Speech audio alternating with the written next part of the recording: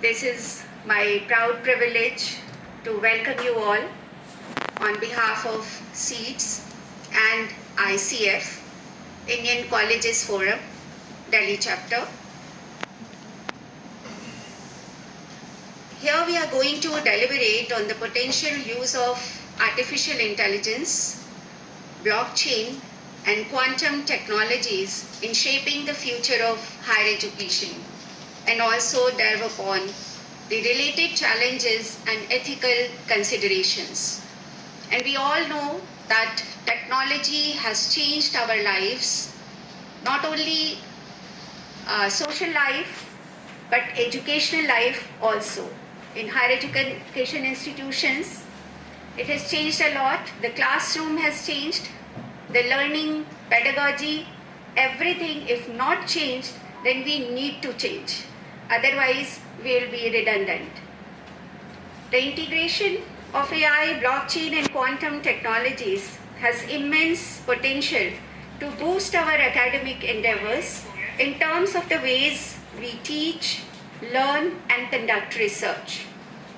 While AI can help us to personalize learning, blockchain can secure storage and verification of students' credits and certificates, and quantum technologies can revolutionize research in diverse areas of science, engineering, and social sciences as well. We shall be dealing all these in details throughout the day.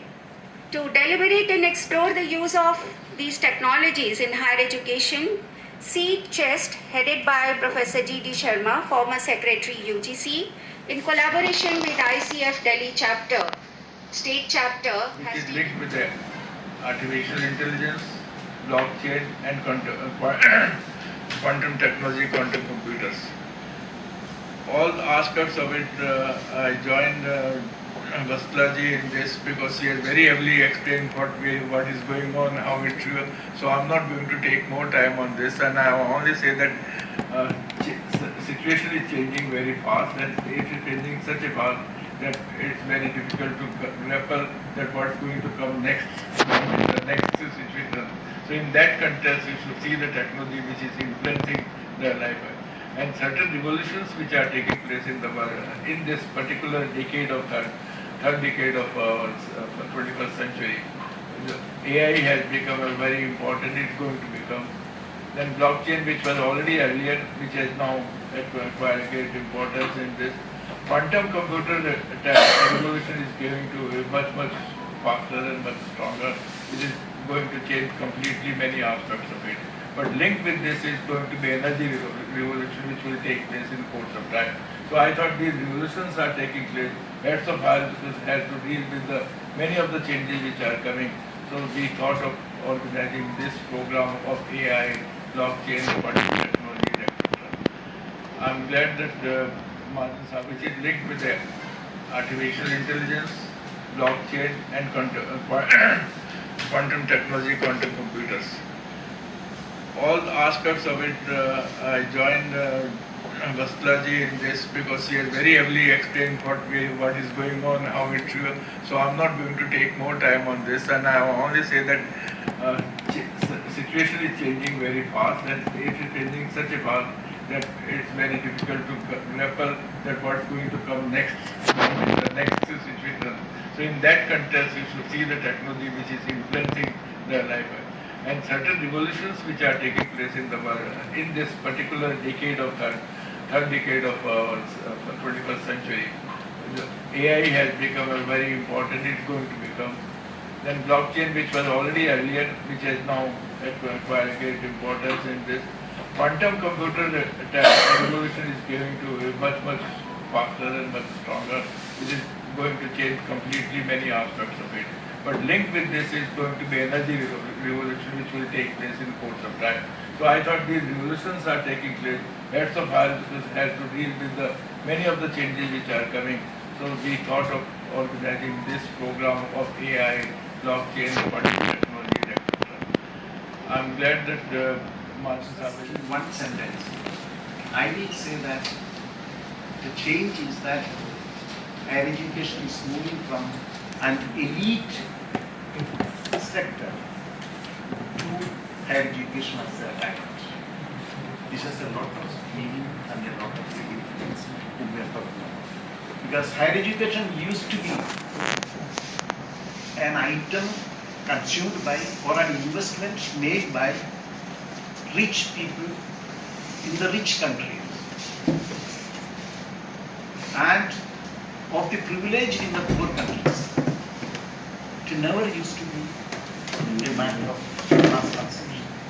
So when we talk about this century, the major change that has taken place, especially after 2015, is to see higher education not as a privilege, but as a right. But there is a difference between when we say that higher education is a right. It is not a right. We are not saying it's a fundamental right like what we say in the basic education. What we are saying is that it's a right that everybody should have it. And what is the meaning of everybody in higher education? It is very important to understand that. Because when we talk about universalization of primary education, we say that all the children in the age group go to the school and completing schools. But when we talk about universalization of higher education, we do not say that 100% should be the number or the percentage, it is only 50%. That means those who are eligible to go for higher education. I will come to some of the issues related to eligibility at a later stage. So who are eligible, who are not eligible, that depends upon how you define the right, higher education as a right and otherwise. So this is an important change that is taking place. So as I mentioned, universalization means 50%. And a trend that you find is that all the developed countries in the world have universalized higher education. All the middle income countries have massified higher education. And the poorer, most of the least developed countries are still in a state of what we call as elite state, which means less than 15% of the GDR. If I can use the word GDR, etc., after having the training program, we can attend the program. Now, what does it mean when you say that higher education is moving from this as a privilege to a right? I think there are 4 dimensions based on which all decisions in higher education are taken today globally. I'm not only talking about India. One is that we are moving from, there was a debate that whether higher education is a public good. Today we talk about the development of higher education in the context of sustainable development goals, which are developed or officially accepted by UN from 2015 onwards. I will not get into that. And number 4 is on education, dealing with all levels of education. The 4th one is, as part of the SDG itself, there are 2 elements which are very important. One is called no one should be left behind. And this is something that comes, you may be those who are familiar or those who are interested to read. There was a report that came out in 1983 in the United States that was called A Nation at Risk. And it was said that at that point of time, it was said that how do we ensure that nobody is left behind? And many of the education policies at that time, Reagan was the president, and market forces were the highly exaggerated version of the market forces were unleashed during that period. And you find that many of the policies followed not only by United States influenced many of the policies in many other countries, and also UN system itself based on this, And in the school education, this is the first time because United States was ranked as the 23rd. Till that survey was done, it was always claimed the United States as the model and perhaps one of the country which with the highest levels of achievement of the students, Then it was found that it was Belgium, it was Finland, then Singapore, China, Shanghai region.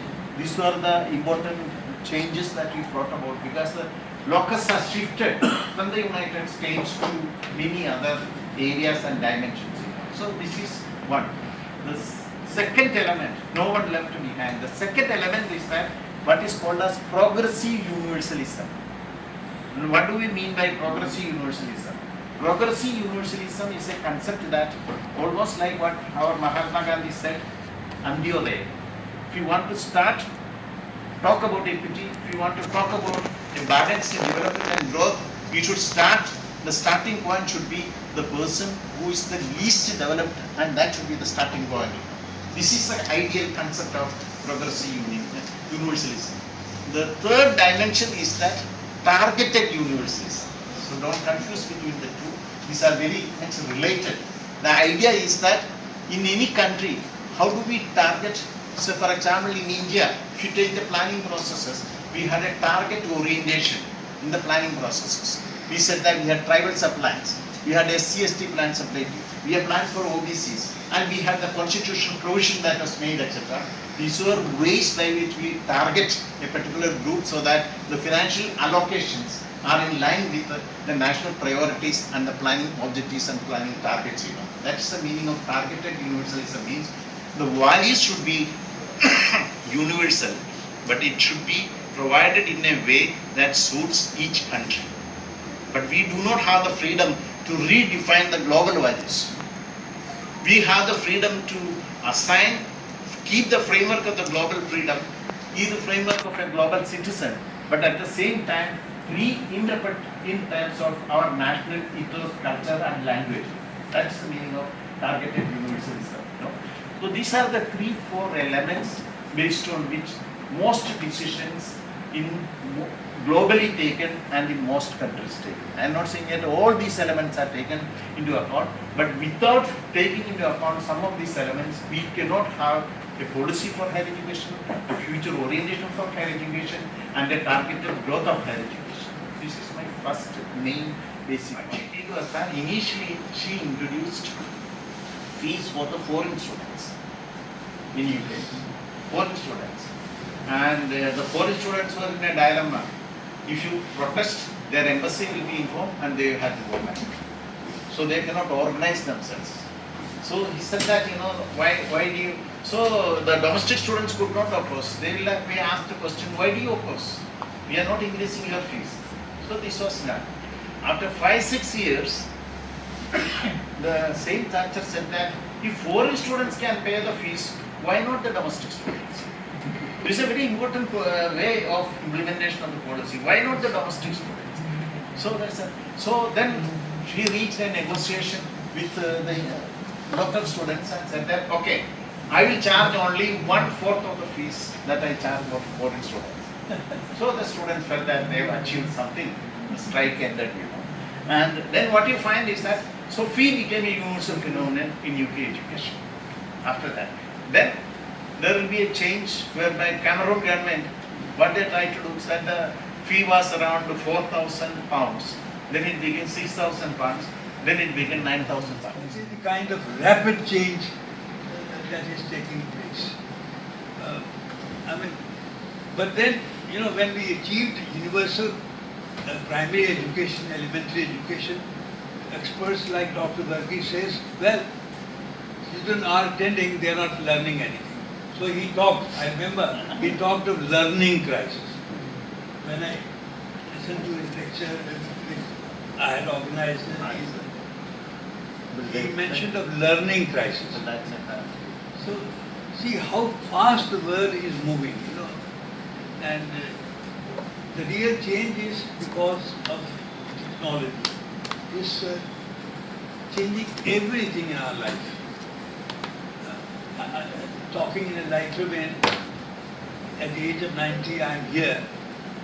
It's because of the... That is what one of the reasons I feel, of course I mustn't get into that he is 90 and he gives a lot of inspiration to 80s wala and he gives inspiration to 60s wala. No, it's because of the technology, the advances that are taking place, in different fields, including medicine. And, let me mention another personal detail. I fractured my left leg about 10 years ago. And 2 years later, I fractured my right hip. I'm still moving around thanks to the technology and other advances. So, really the world is changing so rapidly. I think it's changing every moment, every minute the world is changing. But before I talk of Dr. Varghese address, let me say a few words about Seed and Dr. J. Sharma. I remember about 30 years ago, I've been in association with Dr. Sharma. You know, they organized a number of programs for use of computers in colleges. So that was a very pioneering work. I also learnt, you know, although I was heading the institution, you know, and we had a very laudable unit, you know, for educational management of educational information. You know, this setup is there at district level, and it's now collecting data, and we are publishing reports about the various aspects of education. Now, you know, things are changing very rapidly, but at that time, 30 years ago, very few colleges were using computers. It is seen they organize a number of courses, programs, orientation workshops, and now then it spread like a wildfire. So, you know, there are many reforms, changes taking place. But then I appreciate SEED because it creates a forum for heads of colleges. You know, sadly, even today, such forums are lacking. Maybe at the university level, there is some forum. I'm doubtful whether some universities have a forum for colleges. But certainly there is none, very few state level forums for colleges. And to think of a forum for heads of colleges at the all India level, well, it has been his dream. Universal, higher education, making higher education universal. But beyond skills and knowledge, higher education must instill values, empathy, integrity, and a commitment to the greater good. See, this is a very important aspect. Greater good. As the world changes, so too must our sense of responsibility to one another and to the planet we share. In conclusion, see how good its formation. Higher education is a bridge between where we are and where we need to be. By introducing the principles, about 120 principles were introduced at that time when the computers were not there, and they all set up very good lab institutions, etc. Aries has set up a lab in Amritsar and others, many people there.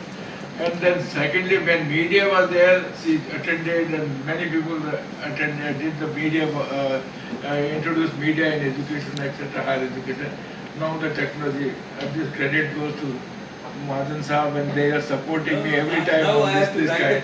And this is, when I saw this picture, I remember that things are like this. It happens automatically. I have not it happen, it happens. Thank you so much. You can go ahead with your been incredibly informative, offering us a perspective, ideas. I am also thankful to Professor Piyush Vatsal, Principal Lakshmibai College, Delhi, and all participants and attendees coming from all the corner of geographical limits of our country, like Assam, Kerala, Delhi, UP, and other states. Their presence and contribution will enrich the knowledge and its application, which will give this seminar a collaborative success. I am also paying my sincere gratitude to the organizing committee members and especially the Director of SEED, Dr. Shri G.D. Sharma ji, for his tireless effort to uplift the standard of the higher education. His constant efforts from last 40 years are the source of motivation to keep moving forward. I also pray to God to give him good health and strength. Lastly, I am paying my special thanks to NIEPA staff for the support to get the success of this seminar, and also thanks to venue staff. I am also thankful to Shri Sudhir Dagar ji and his technical team members.